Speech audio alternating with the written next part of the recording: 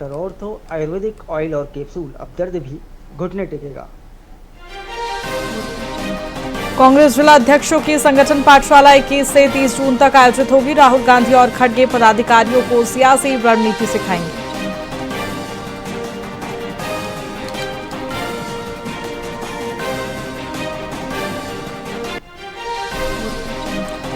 PM सूर्य घर योजना की ऑनलाइन समीक्षा बैठक में पेट्रोल बचत पर जोर दिया गया। बैंकों को लंबित मामलों का जल्द ही निपटारा करने के निर्देश मिले।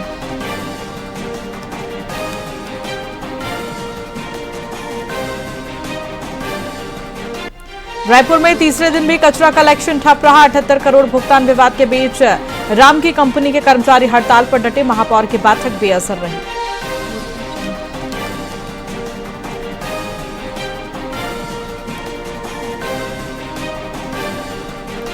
बिलासपुर में भू जल संरक्षण और अपशिष्ट प्रबंधन पर कार्यशाला आयोजित हुई। जनप्रतिनिधियों और अधिकारियों ने जल संरक्षण व स्वच्छता की शपथ ली।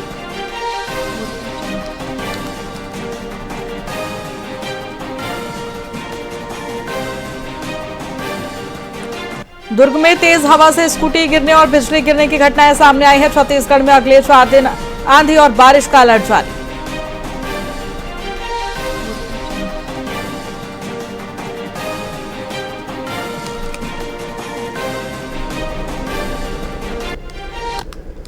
नमस्कार, मैं आपके साथ खुशी गोस्वामी। वीआईपी न्यूज में आप सभी का बहुत बहुत स्वागत है। रुक करेंगे खबरों की ओर।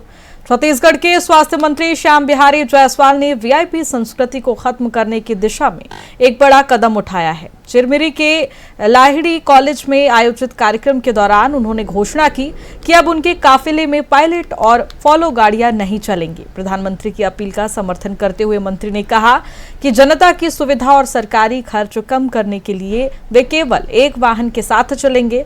साथ ही सुरक्षा वाहनों का उपयोग केवल विशेष परिस्थितियों में ही होगा। उनकी इस सादगी भरी पहल का स्थानीय जनता ने स्वागत किया है।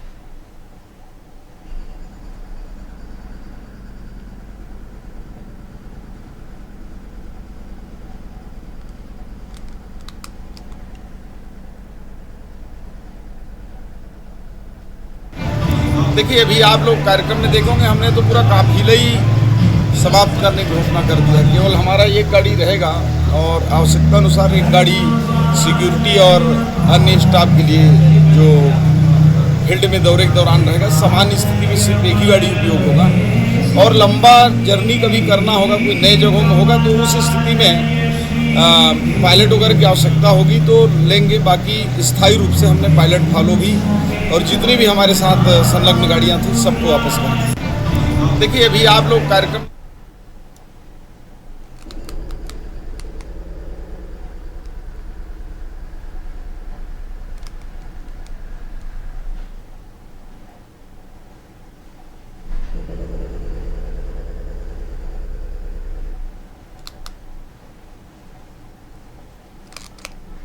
दुर्ग नगर निगम में महापौर अलका बागमारे और अधिकारियों के बीच तीखी तलखी देखने को मिली है। जी हाँ, प्रोटोकॉल उल्लंघन और बिना सूचना लोकार्पण पत्रिकाओं के नाम फोटो इस्तेमाल करने से नाराज महापौर ने 3 अनुविभागीय अधिकारियों एसडीओ को अपने कैबिन में घंटों बिठाए रखा। संतोषजनक जवाब नहीं मिलने पर माहौल तनावपूर्ण हो गया, जिसके बाद एडिशनल एसपी और 2 थानों की पुलिस टीम को हस्तक्षेप करना पड़ा। पुलिस के पहुंचने के बाद ही मामला शांत हुआ और अधिकारी बाहर निकल गए। दुर्ग नगर निगम के और दुर्ग शहर की विकास की बात है। हमारी सरकार लगातार पैसा दे रही है। हमारे दुर्ग शहर के मंत्री जी भी लगातार पैसा ला रहे हैं और बहुत सारी संस्था है, नगर निगम है, पीएचई है, आरईएस है, मंडी बोर्ड है, इरिगेशन है, आपका पीडब्ल्यूडी है, बहुत सारे संस्था हैं। हर संस्था काम करती है शहर विकास के लिए, लेकिन जब एक ही काम के लिए 2 संस्था से जब पैसा आता है तो काम होता नहीं है, समस्या पैदा होती है। मैंने पहले भी कहा था कि बिना एनओसी के काम मत करो, आपस में सभी संस्था कोऑर्डिनेट करें और कोऑर्डिनेट करके काम करें। ये गलती अधिकारियों की है जो लगातार करते आ रहे थे, उसके कारण हमारे कई सारे काम प्रभावित हो चुके हैं। ऐसे कितने कार्य हैं जो डबल आए? 2-3 रोड का काम है और सबसे बड़ा तो जो कैनाल रोड बनना था वो अभी तक हमारा अटका हुआ है।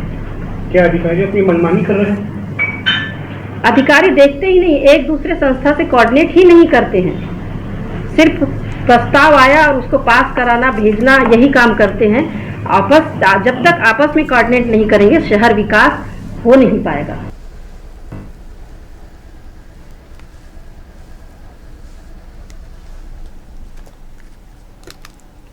पूर्व मुख्यमंत्री भूपेश बघेल के गृहग्राम पाटन के बेलौदी में उल्टी दस्त का भीषण प्रकोप जारी है।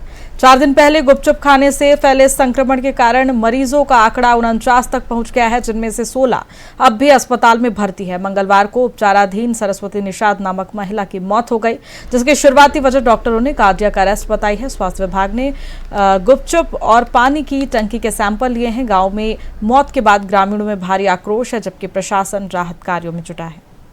पाटन के अंदर जो अभी खबर मिला है बेलौदी ग्राम में 2 दिन पहले जो उल्टी दस्त की शिकायत आई थी, जो गुपचुप खाने से हुई है और आसपास के गांव के थे। बाजार के दिन गुपचुप उनके द्वारा 2000 करीब गुपचुप लेके आया था, तो आसपास के गांव के लोग भी और पूरे गांव के लोग जो खाए थे, उसमें से अधिकतर लोग बीमार पड़े हैं।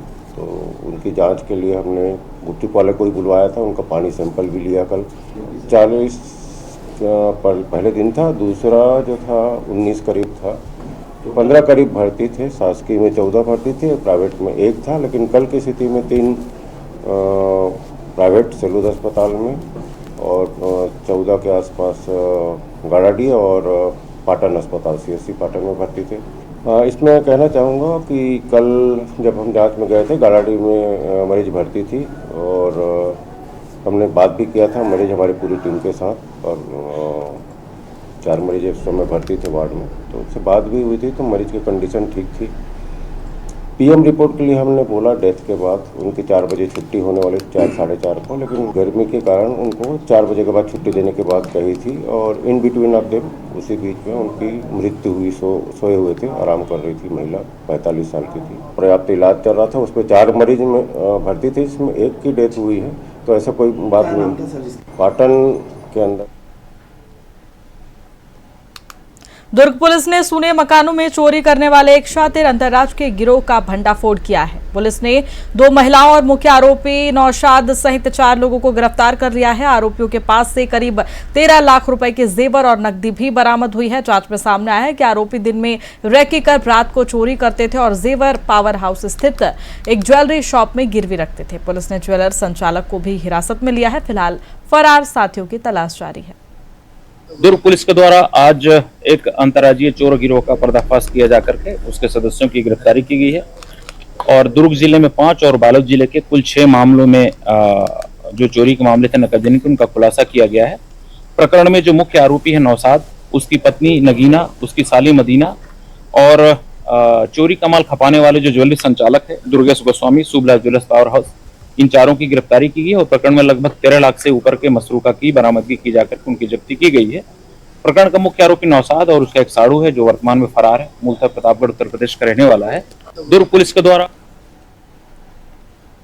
छत्तीसगढ़ के कोरिया जिले की ग्राम पंचायत बचरा पोड़ी से इंसानियत को झकझोर देने वाली तस्वीर सामने आई है। यहां 31 वर्षीय दीपक पेड़ से गिरने के बाद अपाहिज होकर बिस्तर पर है। परिवार में बूढ़ी मां त्वचा रोग, पत्नी डायबिटीज और 6 साल का बेटा नेत्र रोग से पीड़ित है। आर्थिक तंगी का आलम यह है कि परिवार के पास पहचान पत्र तक नहीं होने के कारण वे आयुष्मान पेंशन और महतारी वंदन योजना जैसी योजनाओं से वंचित है।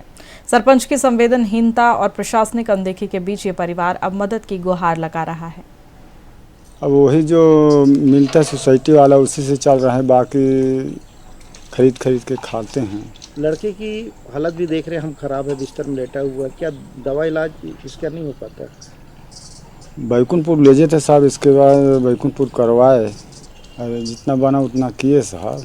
काम करती हूँ मैं, वही लेबर ढूंढने के लिए आई तो इनका मैं देखी आर्थिक स्थिति, मेरे को कुछ भी ठीक नहीं लगा। तो मैं इतना भी बोली थी कि सुशासन तिहार में कि कोई भी तरह से पहुंच भी जाए तो मैं मदद करूंगी बोल के, तो नहीं पहुंच पाए। वो तो मैं नहीं बता पाऊंगी सर, क्योंकि उगती हूँ धूप में, कभी उसके खेत में जाएगी तो कभी उसके खेत में मैं देखी हूँ। मैं ना देखती हूँ तो मेरा आँख में आंसू डब मतलब आ जाता है, लेकिन मेरे को ये बर्दाश्त नहीं हुआ। मैं चाहती हूँ कि इसका किसी भी तरह से मतलब परिवार में कितने लोग हैं? इसके परिवार में होंगे 5-6 लोग। तो हम लोग को जानकारी नहीं रहा सर, आज जानकारी मिल रहा है। जो प्रशासन से भाई आएगा कुछ लाभ तो हम दिलाएंगे। वंचित क्यों है कि वो तो कर रहे थे सर, सब जगह खुलवा रहे थे, खाता खुलवा रहे थे। उस समय नहीं खुलवाए वो लोग, पता नहीं भाई, उस समय हम सरपंच नहीं रहे। जब महतारी वंदना खुला उस समय हम सरपंच नहीं रहे। अब वही जो रायपुर में जिला अधिवक्ता संघ चुनाव को लेकर वकीलों में जबरदस्त उत्साह देखने को मिल रहा है। 2 साल बाद हो रहे इस चुनाव में अध्यक्ष, उपाध्यक्ष, सचिव, कोषाध्यक्ष और ग्रंथालय सचिव समेत विभिन्न पदों के लिए 68 प्रत्याशी मैदान में हैं। करीब 3200 से अधिक अधिवक्ता मतदान में हिस्सा ले रहे हैं, जिनमें युवा, महिला और वरिष्ठ वकील भी शामिल है। न्यायालय परिसर में लोकतांत्रिक माहौल बना हुआ है और प्रत्याशी अंतिम चरण के जनसंपर्क में जुटे हुए हैं। वहीं इस बार अध्यक्ष और सचिव पद को लेकर मुकाबला काफी दिलचस्प माना जा रहा है। देखिए, अधिवक्ता स्वयं समझदार होता है और सभी दृष्टि से जागरूक भी होता है। इसको बताने की आवश्यकता नहीं है कि काम करने वाला हमारा अधिवक्ता परिषद में काम करने वाला कौन प्रत्याशी जो हमारे अधिवक्ता संघ को ऊंचाई पर ले जाएगा।